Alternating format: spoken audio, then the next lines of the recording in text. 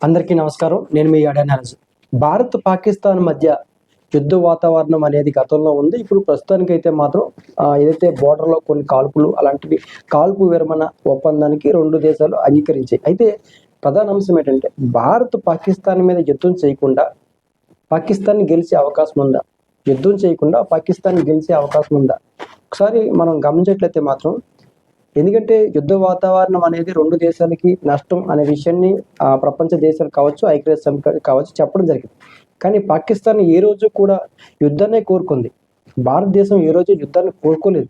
కానీ పాకిస్తాన్ యుద్ధం కోరుకుంది. ఎందుకంటే పాకిస్తాన్ యొక్క ఉద్దేశం యుద్ధం గెలవడం కాదు. భారత్ మీద దాడి చేయడం, భారత్ యొక్క ఎదుగుదలని నష్టం చేయడం అనేది పాకిస్తాన్ యొక్క ప్రధాన ఉద్దేశం. అందుకని పాకిస్తాన్‌కి తన శక్తి సామర్థ్యం లేకపోయినా యుద్ధం చేసే ప్రయత్నం చేస్తది. అయితే ఒకసారి మనం గమనించినట్లయితే మాత్రం యుద్ధం చేయకుండా పాకిస్తాన్ గెలిచే అవకాశం ఉందా? ఒకవేళ ఎందుకంటే ఈ అంశాలు యుద్ధం చేసే ఆ వాతావరణం కావచ్చు, ఆ పరిస్థితులు కావచ్చు ప్రస్తుతానికి లేవు కాబట్టి యుద్ధం చేయకుండా పాకిస్తాన్ గెలిచే అవకాశం ఉందా? ఒకసారి మనం గమనించినట్లయితే మాత్రం పాకిస్తాన్ యొక్క ఆర్థిక పరిస్థితి చాలా ఘోరంగా ఉంది. గతంతో పోలిస్తే ఇంకా ఘోరంగా ఉంది. భవిష్యత్తులో కూడా ఇంకా ఘోరంగా ఉండే అవకాశం ఉంటది. అదేవిధంగా రీసెంట్లీగా ఐఎంఎఫ్ అంటే ఇంటర్నేషనల్ మానిటరీ ఫండ్ ద్వారా సుమారుగా చాలా వరకు అమౌంట్‌ని పాకిస్తాన్ తెచ్చుకోవడం జరిగింది. ఇంటర్నేషనల్ మానిటరీ ఫండ్ ద్వారా మా దేశం యొక్క ఆర్థిక పరిస్థితి బాలేదు. కనీస అవసరాల కోసం ఇవన్నీ లేవు కాబట్టి ఖచ్చితంగా మాకు ఈ యొక్క ఐఎంఎఫ్ మాకు ఖచ్చితంగా ఫండ్ ఇవ్వాలని చెప్పి ఇంకో దేశం అంటే ఖచ్చితంగా పాకిస్తాన్ కాకుండా ఇంకో దేశం మాతోటి ఖచ్చితంగా ఈ యొక్క అమౌంట్ తీసుకోవడం జరిగింది. కాబట్టి ఏదైతే తీసుకోవడం జరిగింది అంటే పాకిస్తాన్ యొక్క ఆర్థిక పరిస్థితులు బాగోలేదని మనం చెప్పుకోవచ్చు. అదేవిధంగా భారత్, పాకిస్తాన్ మధ్య ఏదైతే అంతర్జాతీయ ఒప్పందం ఉందో దీన్ని ఆపేసినట్లయితే మాత్రం ఖచ్చితంగా పాకిస్తాన్ ఆర్థిక ఏదైతే అంశాలు ఉంటాయో వాటిని ఖచ్చితంగా నివారించే అవకాశం ఉంటుంది.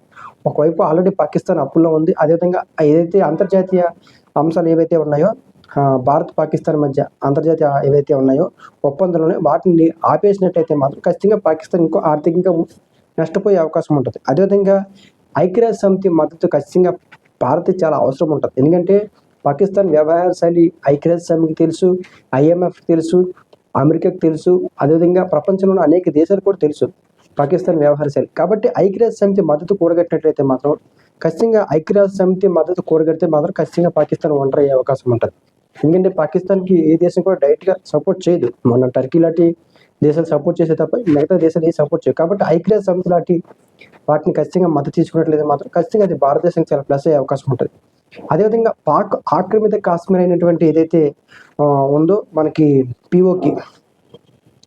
పీఓకే అంశాన్ని కూడా ఖచ్చితంగా దీన్ని కూడా అంటే వ్యూహాత్మకంగా పాక్ ఆక్రమిత అంశాన్ని కూడా అంతర్జాతీయంగా బలంగా వినిపించేట్లయితే మాత్రం ఖచ్చితంగా ఏదైతే మనకి పీఓకే అనే అంశం ఏదైతే ఉందో దీన్ని అంతర్జాతీయంగా బలంగా వినిపించినట్లయితే మాత్రం ఖచ్చితంగా ఇది ఒక వ్యూహపరంగా ఉపయోగపడే అవకాశం ఉంటుంది. దాని యొక్క అంశాన్ని కేవలం ఉగ్రవాదం అంశమే కాకుండా పీఓకే అంశాన్ని కూడా అంతర్జాతీయంగా వినిపించినట్లయితే మాత్రం ఖచ్చితంగా ఈ పాకిస్తాన్ చేసే కుట్ర అనేది బయటపడే అవకాశం ఉంటుంది. అదేవిధంగా ఏదైతే యుద్ధం లేకుండా పాకిస్తాన్పై భారత్ గెలవడం అంటే ఇది కాలానుగుణంగా అంటే వెంటనే కాదు, ఇది ఒక రాజకీయపరమైన వ్యూహం, యుద్ధ వ్యూహాలు, అదేవిధంగా ప్రపంచ దేశాల మద్దతు, ఐక్యరాజ్య సమితి, ఐఎంఎఫ్ ఇలాంటి అంతర్జాతీయ వేదికల మీద భారతదేశం వ్యవహరించే విధానం ఉంటుంది.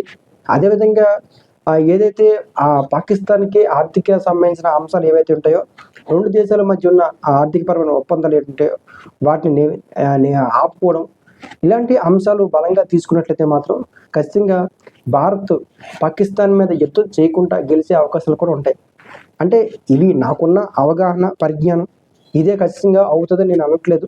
కానీ ఈ అవకాశాలు కూడా ఉన్నాయి. ఎందుకంటే భారత్, పాకిస్తాన్ మధ్య యుద్ధం జరిగే అవకాశాలు మాత్రం లేవు కాబట్టి ఖచ్చితంగా ఇలాంటి అవకాశాలు భారత్‌కు ఉన్నాయి కాబట్టి అదేవిధంగా గతంతో పోలిస్తే పాకిస్తాన్ వ్యవహార శైలి ప్రపంచానికి తెలిసింది కాబట్టి ఖచ్చితంగా ఈసారి అంతర్జాతీయ ఐక్యరాజ్య సమితి, ఐఎంఎఫ్ ఇలాంటి దగ్గర మాత్రం ఖచ్చితంగా ఇప్పుడు భారతదేశం వ్యవహరించిన వ్యూహం ఏంటంటే అంతర్జాతీయంగా ముందుకెళ్ళినట్టే అంతర్జాతీయ ఐక్యతను భారత్ కూడగట్టినట్టయితే మాత్రం ఖచ్చితంగా పాకిస్తాన్పై బలంగా భారతదేశం దీర్ఘకాలికంగా అంటే వెంటనే అయిపోతాయి అనట్లేదు, దీర్ఘకాలికంగా వ్యూహాత్మకంగా రాజకీయపరంగా వ్యవహరించినట్లయితే మాత్రం ఖచ్చితంగా యుద్ధం చేయకుండా పాకిస్తాన్ని భారత్ గెలిచే అవకాశాలు కూడా లేకపోలేదు.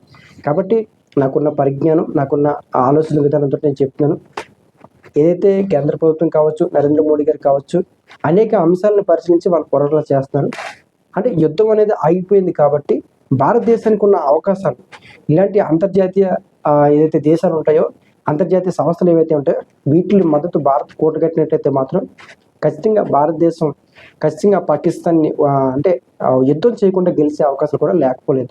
కాబట్టి భవిష్యత్తులో భారతదేశం విదేశాంగ మంత్రి కావచ్చు, ప్రధానమంత్రి గారు కావచ్చు, ఇతర దేశాల దగ్గరికి వెళ్ళినప్పుడు లేదా అంతర్జాతీయ వేదికల మీద మాట్లాడే విధానం కావచ్చు, పాకిస్తాన్ మీద వ్యవహరించే విధానం కావచ్చు, వీటన్నిటిని కూడా ప్రభావం చూపించే అవకాశం ఉంటుంది. గతంలో అనేక అంతర్జాతీయ అంశాల మీద భారత విదేశాంగ మంత్రి గారు చెప్పడం జరిగింది, ప్రధానమంత్రి గారు కూడా చెప్పడం జరిగింది. ఇది ఒక ఎత్తు. కానీ ఇక మీదట చెప్పే ప్రతి అంశం కూడా ప్రపంచం వినే అవకాశం ఉంటుంది. గతంతో పోలిస్తే ఇక మీదట భారతదేశం చెప్పే ప్రతి అంశాన్ని కూడా ప్రపంచ దేశాలు లేకపోతే ఐక్యరాజ్య సమితి ఇలాంటి సంస్థలు కూడా వినే అవకాశం ఉంటాయి. కాబట్టి ఇక మీదట వినిపించే వాయిస్ చాలా బలంగా ఉంటే, వ్యూహాత్మకంగా ఉన్నట్లయితే మాత్రం ఖచ్చితంగా పాకిస్తాన్ మీద భారత్ పైచేయి చేసే అవకాశం ఉంటుంది. Thank you.